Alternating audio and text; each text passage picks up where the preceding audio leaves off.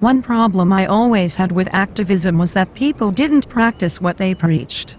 I have tried super hard to make my actions consistent with my rhetoric.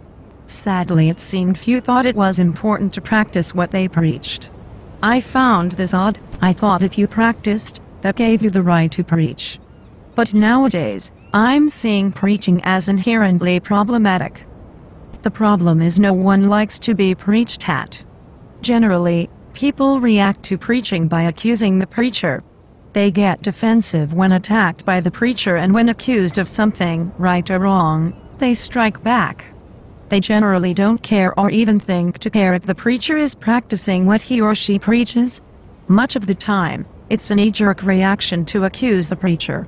Though the counter-accusations may be totally false, if the preacher actually does practice what he or she preaches, such becomes academic really. Telling people what to do is an inherently risky endeavor, double so in matters of morality. And this is why people hate Westboro Baptist Church so much, endless finger-pointing. I'm not guaranteeing by refusing to be self-righteous and preachy, you'll avoid all accusations of hypocrisy. That's impossible, as some people won't ever leave you alone no matter how consistent you are. But you can avoid the reactions triggered by your own preaching. Case closed. Not quite. The problem I still have is that, as unpleasant as judging and preaching may be, as society we really do need some to make society function.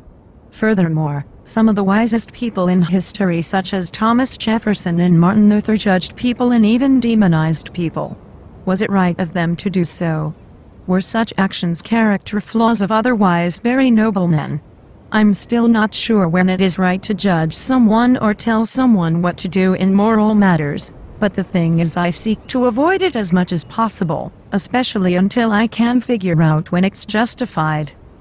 I used to think if you practice what you preach, you then have the right to preach, but there may be no right to preach.